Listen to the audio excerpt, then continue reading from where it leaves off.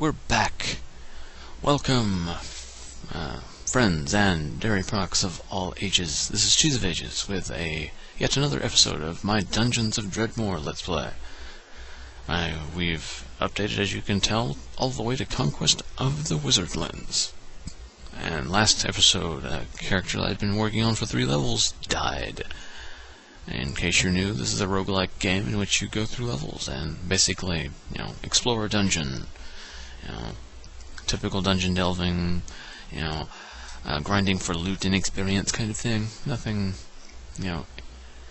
huge. Except it tends to be, comical in this game, and, various other things. I lost my train of thought. We're going with the default options as usual. Dwarvish Moderation, Permadeath, and Realm of the Diggle Gods will be on, producing an additional 15 dungeon levels to the game. Let's see. Now, a while back I said we were going to power game. And of course, things work a little bit differently, and there's a heck of a lot of options that I don't know if they're power gamey or not. But we're gonna do some of what would have been the power gamey build if I had not gotten the expansions that I mentioned in the first episode. We're gonna go with, to increase our longevity, we're going to be well armored. And to increase our damage, we're going to go with Berserker Rage. And to increase our longevity and our damage even further, we're going to go with Vampirism, which makes it where you hurt people, you heal, and you can feed off the corpses of the dead once you get the ability by ranking it up. However, you can't use food for healing items. You can, however, use regular healing items like potions and wands. But they are susceptible to traps if they don't have healing items, so we're going to go...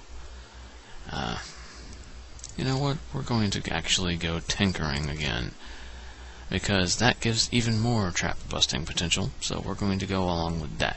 A little bit easier to get trap-bustingness on tinkering, so we're less vulnerable to traps now. And, speaking of healing items and making us less vulnerable to traps, closing that weakness to traps, we're going to go with wands. We'll be able to craft wands a little bit better, and we will have be able to make more use of wands. So when we procure a healing wand, or if we randomly start with one, we'll get more uses out of it. And this was even more power gamey in the original, without the expansions balancing things out, because you could essentially eternally recharge your curing wand. Anyway, after that we are going to need some means of defending ourselves, and I'm going to go with the one that enables us to not have to rely on finding a good item, and when we find good items we can sell them for oodles of money, which we can use to buy better armor. We're going to go with unarmed combat. It's not optimum, but it has a wide variety of options, and isn't quite as gear heavy, although it does, do little damage at first. I just like it. Okay, and we have one final ability, and this is going to be, let's go with Steampunk. Clockwork Knight, just for the hell of it. You know what? No, we're going to go with Magical Lawyer. Magical Law, so he can fetch items to us, get even more money. And later that gives us the ability to transform enemies into other things, so that's even more OP. If we run into something that's gives us some trouble, pop, it's a diggle. Kind of thing. Okay, so we're a heavily armored Berserker Raging Vampire gadget guy with magic wands, kung fu, and the power of law on our side. So, we will name our character Andy. Dredmor must be stopped, and it is Andy's job to get the job done. Can he succeed where others have failed? Stay tuned. And again, I'm cursed to not have any items in the starting area. Let's go with our inventory, see what's in there. We start off with a lot of stuff because of tinkering and magically craftiness. We have the thing we need to craft wands, the thing we need to make tinkery stuff, which is just a lot of junk at the first beginnings, but comes with crossbows and other things later, like bolts and such, and other gadgeties and throwing items. might should grab throwing items. Copper ingots, and we've got disposable ingot presses, which we can use to make various forms of ingots and some foods, as well as some armor we don't have the recipes for.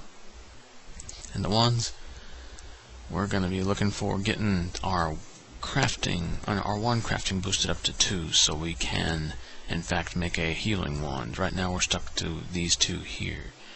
But we'll be saving our lutefisk and our salts, looking for a burnt out wand, so we can splat one of those. But we can just burn out one of these if we wanted to. Wands give us a nice chunk of offensive capability as well.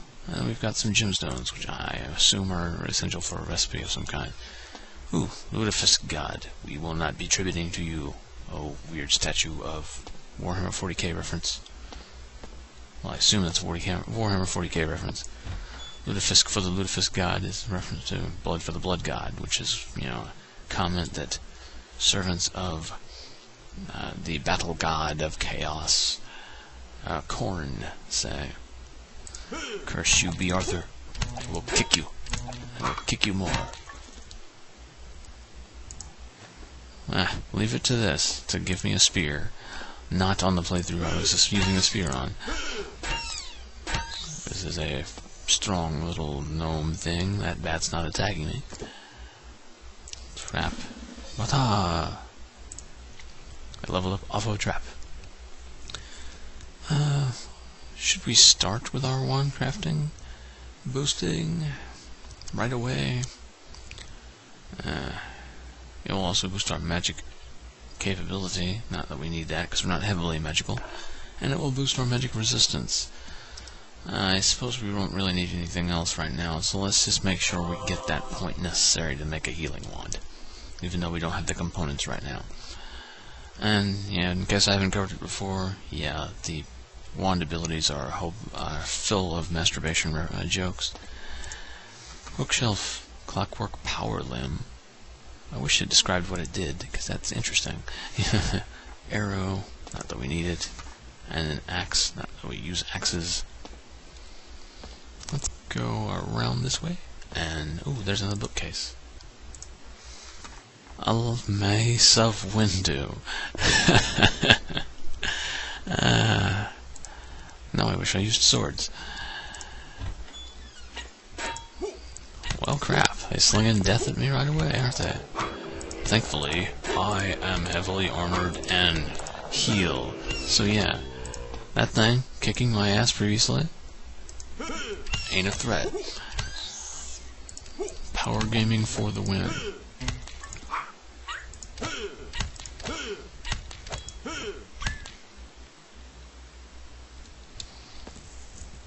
There's a CPU thing up there that was kicking my arse before.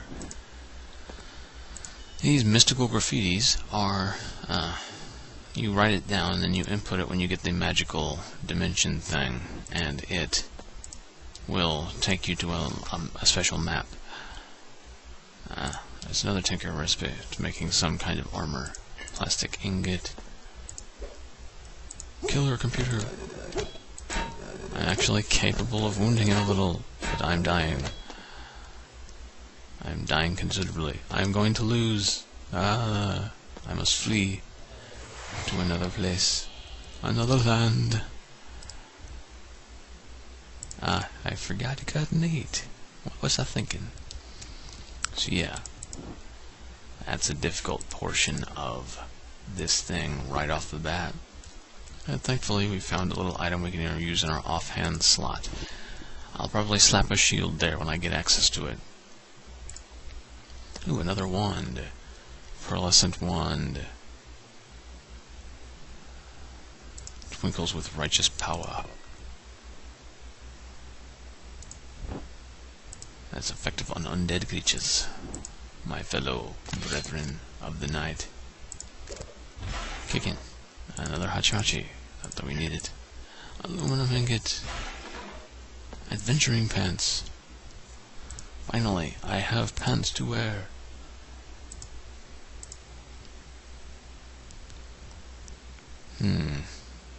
This hachi-machi boosts nice things. This one has a little bit more armor to it. Oh, well. There's an obelisk. We don't need it, though. Uber chest. Your life force is running out. Dag nabbit.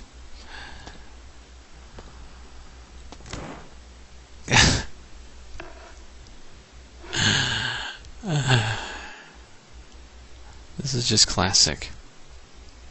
I attempt a power game, and then I fail this miserably. I didn't even start talking about that thing I said I was going to talk about next episode. This is just freaking funny. Andy the Adventurer, he danced like a communism.